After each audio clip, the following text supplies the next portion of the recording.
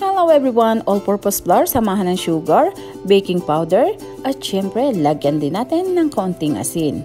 Haluin lang po natin ang lahat ng dry ingredients.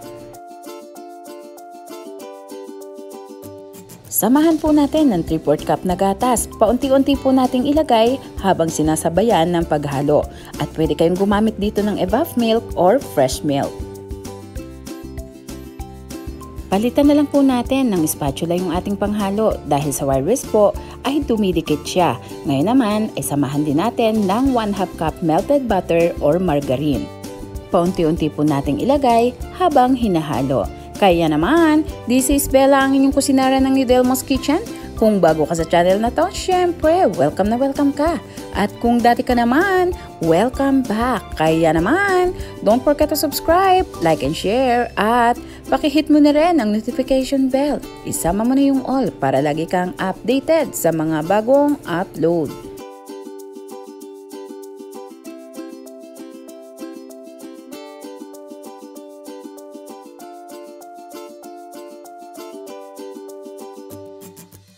Ngayon naman po ay imamasa natin gamit ang kamay.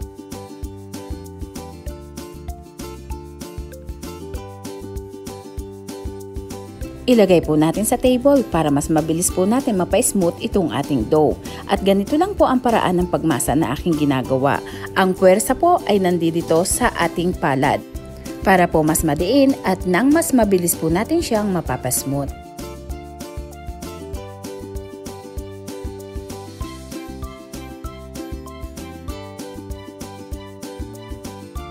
At para po sa ating announcement, January 23, 10 AM, Pinas time, ang live po ng New Delmos Kitchen para sa ating Supporters Day. Magkakaroon po tayo ng pa-GCash, meron tayong babaan electric bill challenge at saka syempre yung ating mga masisipag magtag ng mga friends nila para sa ating video ng buko pie. Kaya naman kapag ganitong smooth na po ay okay na ito. Lagay lang muna po natin dyan sa table at ating takpan ng bowl na ginamit natin kanina. I-rest lang po natin ng 15 minutes. After 15 minutes po ay ito na at ating start na imasa ulit ng konti.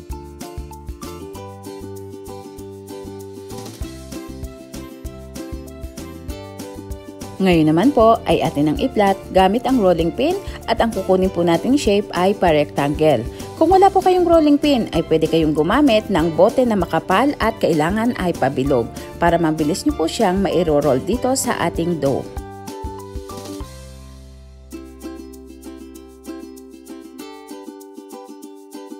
At kapag nakuha na po natin ang ganitong shape ay okay na po ito. Ngayon naman ay isusunod natin lagyan ng peanut butter. Kahit anong brand po ng peanut butter ang gamitin nyo dito ay pwedeng-pwede po. Sa ganitong size po ay 1/3 cup ng peanut butter ang aking ginamit.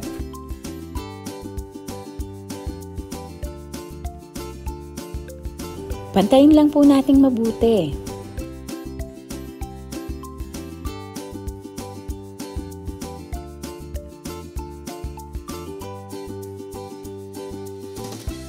Ngayon naman po ay iro-roll natin ng ganito. Kung naalaala nyo po yung ating video ng isang araw na cinnamon, halos parehas lang po siya ng paraan ng paggawa.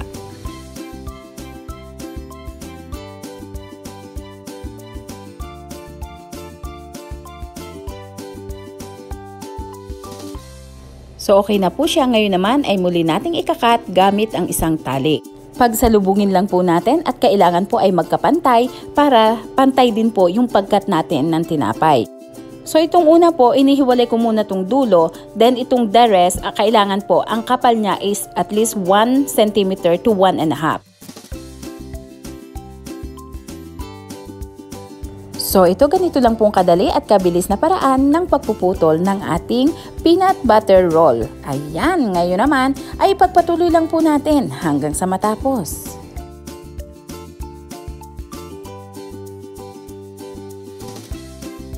Ito na po siya ngayon, atin naman pong isalansan sa kawali kung saan natin lulutuin.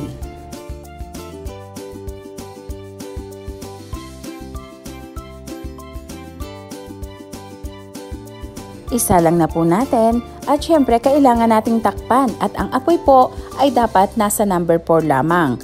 At Ang timer naman po natin ay 10 minutes sa bawat side.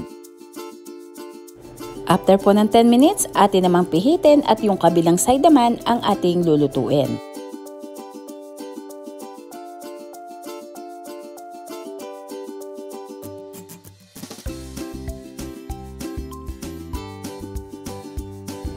Kapag na-flip na po nating lahat, ay syempre muli nating takpan at ita-timer ulit natin ng 10 minuto.